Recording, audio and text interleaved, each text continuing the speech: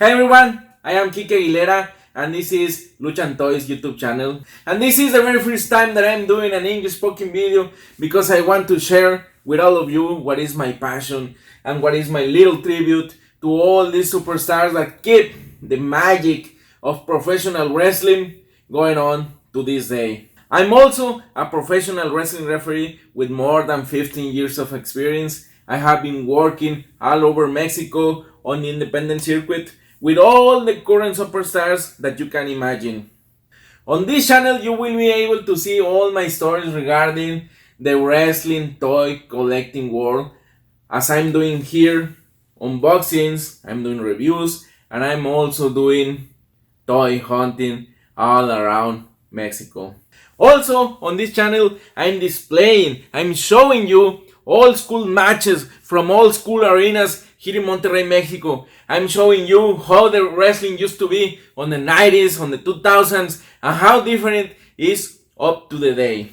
Please share with your friends, with your family on your Facebook, WhatsApp, Instagram, Twitter, TikTok, wherever you can, so everybody can see what I'm doing right here. And finally, are you ready?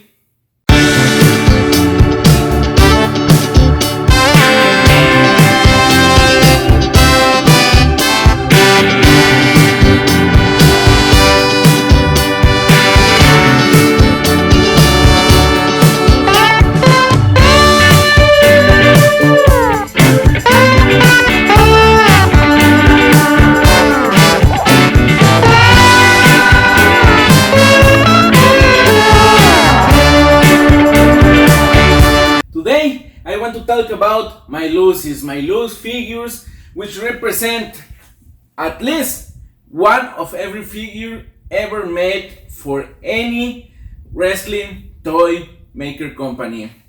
I'm going to start first showing you my LJNs. Those figures, the wrestling superstars, were the first ever action figures based on a wrestler from the WWF.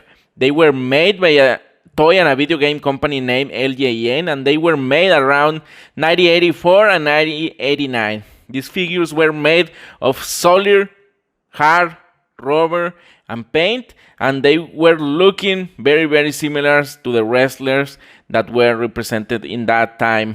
The first series bring Andre the Giant, Big John Studd, Hillbilly Jim, Hulk Hogan, the Iron Sheik, Jimmy Superfly Snuka, Junkyard Dog, Nikolai Volkov, and Roddy Piper. As you can see here, they are in a pretty good condition and I'm lucky to have them.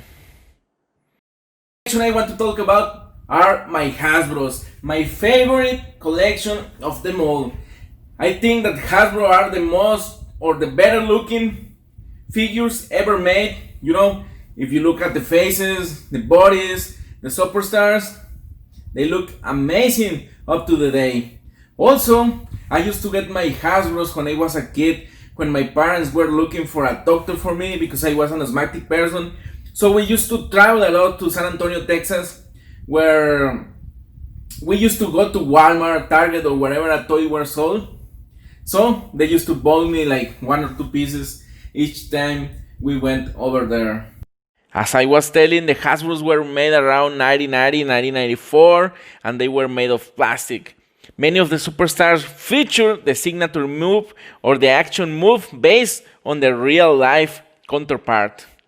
Hulk Hogan is the most iconic or representative figure of this line. I actually have only 3 of the 5 versions made for him. If you are able to find the mail away or the red shirt Hogan, you will be the luckiest person in the world. All these figures now are able to be found on eBay, but the prices are up to the sky. So what you gonna do, brother, when you find that figure on your local flea market? At the same time, the Galoops were in the market, but they were not that popular. So all my Galoops were found in a flea market here in Monterrey, Mexico. They are relative new to me because I found them last year. So I'm still looking for some of those figures to complete my collection. The WCW Galoops were toys made for only 1 year.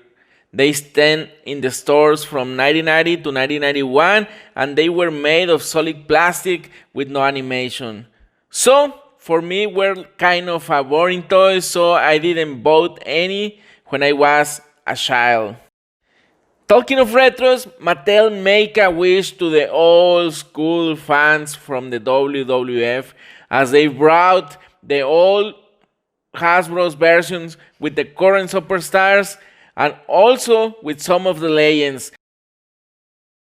Let's continue with the Jakks Pacific. Jakks Pacific took the figure world in their hands and they made awesome figures for all of us. As you can see here, what you can see here are the ugliest figures of them all. Jakks Pacific start producing their merch on 1996 and they start doing WWF Superstars and the Bone Cruncher series. Look at The Rock, he doesn't even look like any professional wrestler. Look at the color, it doesn't make sense. Look at that Ken Shamrock face. Look at Billy Gunn. Oh my god, look at that Balvines. They are ugly as hell. But you know, you gotta collect them, you gotta have part of history. And I need to say that they also made a couple of good figures like the Nation of Domination, maybe Misera, maybe Kane, and maybe that Gangrel you can see there.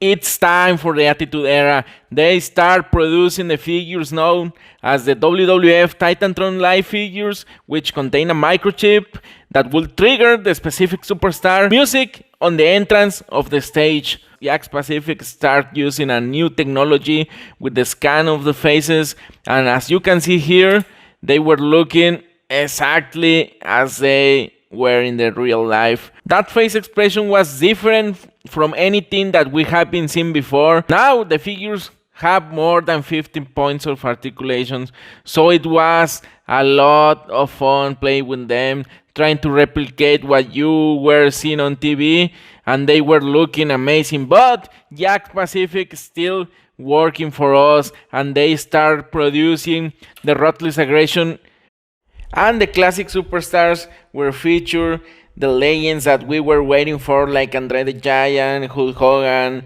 the Ultimate Warrior, and many more superstars. The amount of figures that I remember seeing on Toys R Us were impressive during Christmas, and it was almost impossible to collect them all because they were hundreds and hundreds of options to select from there.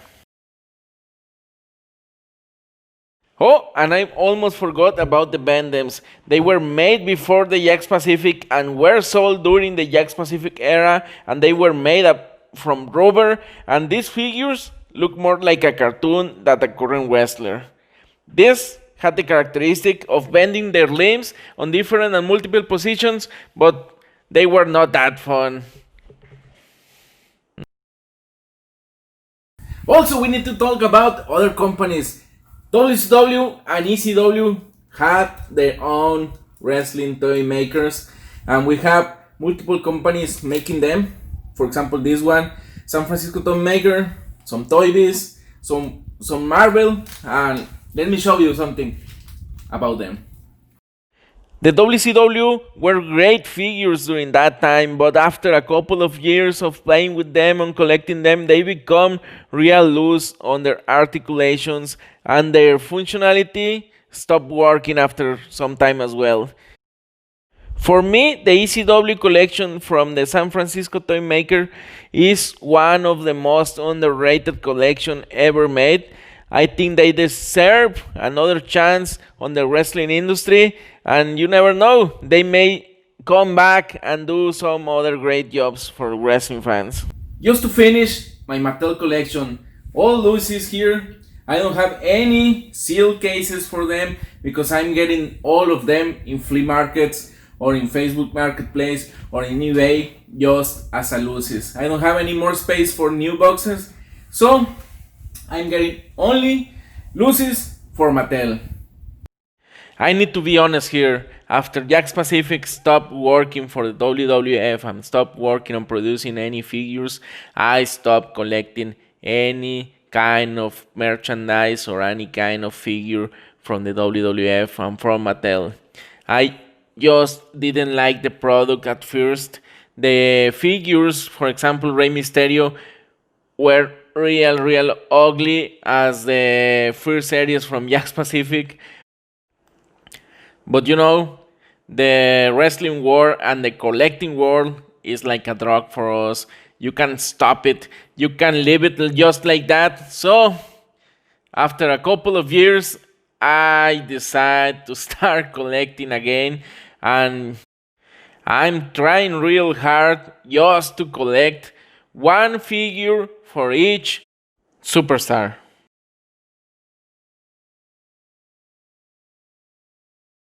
I hope you like my video.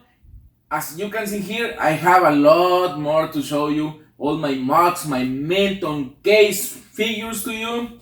So, I will ask you again for this big favor. Like my YouTube channel, share with your friends, and post your comments. I will do my best to show you, to do whatever you want on this Lucha and Toys channel.